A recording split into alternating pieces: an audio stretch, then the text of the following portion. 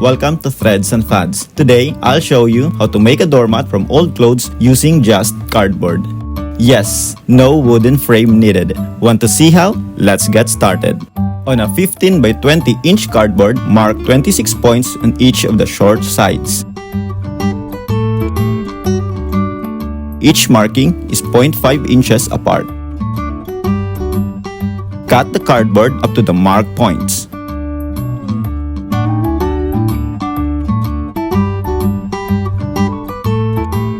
This cardboard works as an alternative to a wooden doormat frame.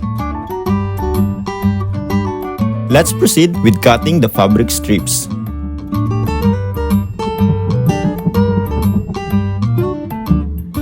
After removing the hems and sleeves, trace 1-inch strips onto the fabric.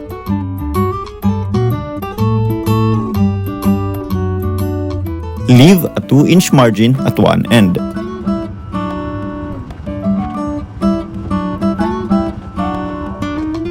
Cut the strips up to the marked margin.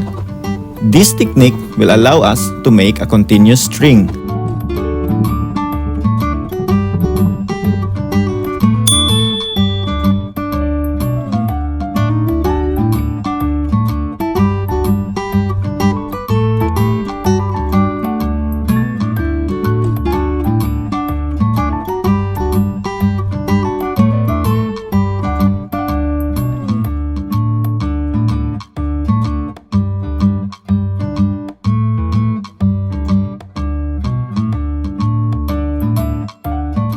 Now that the strings are done, we can start making the doormat. Begin by inserting the string through the cuts.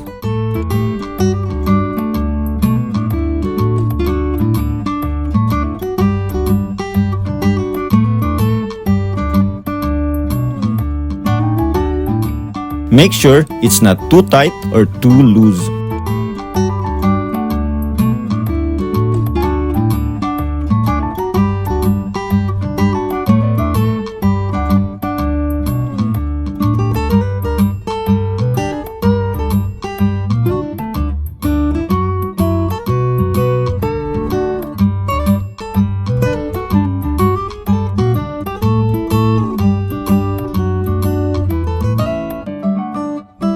Continue doing so until all slots are filled.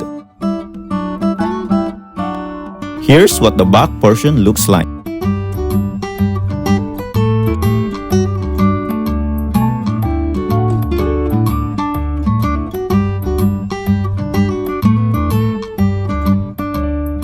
Once the slots are filled, we can start weaving. Here's how to do it.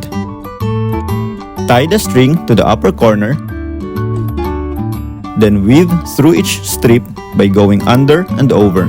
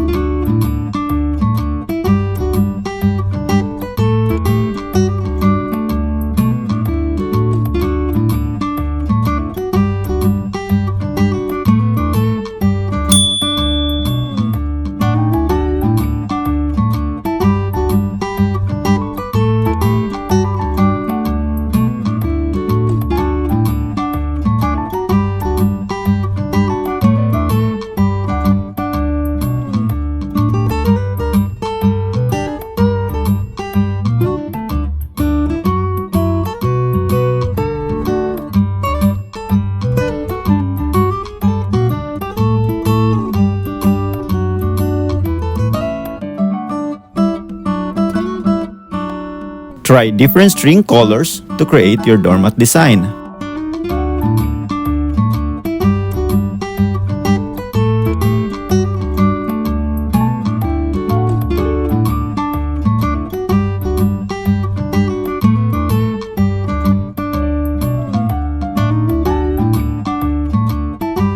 Continue weaving until you reach the bottom.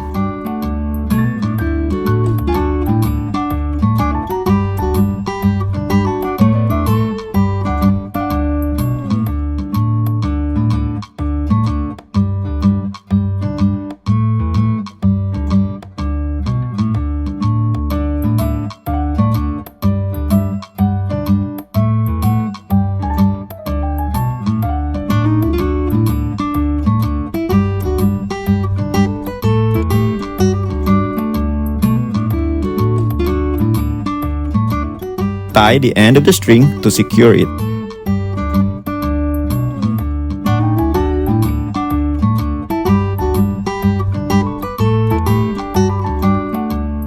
Remove the woven doormat from the cardboard to proceed to the last step. If you're still watching, thank you so much. I'd really appreciate it if you did like and subscribe. Alright, let's proceed. For the final touch, tie the loose ends to keep the doormat from unraveling.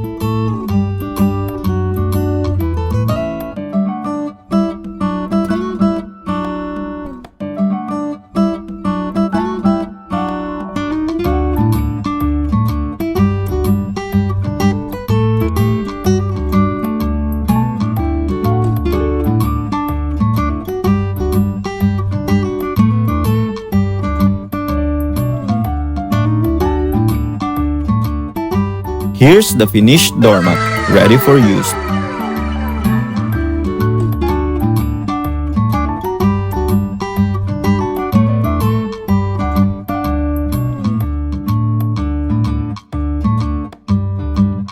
That's it for this episode, guys. Allow me to take a moment to thank all of you who shared, liked, and subscribed. I'm really glad because the channel is growing. Previously, we're at 1,270 subscribers. And now we're at 1,350 subscribers. So thank you so much everyone. And special shout out in the comment section, Noel Paras, Kay Ferguson, Jabel Fadriquela, Elizabeth Apelado, JD Rock Official, Dane Chan Vlogs, Brownie, Renel Lucky, and Rajshalakshmi Goparaju. I hope I didn't butcher names. And yeah, if you want a shout out in the next episode, comment down below. Thanks for watching and see you in the next one.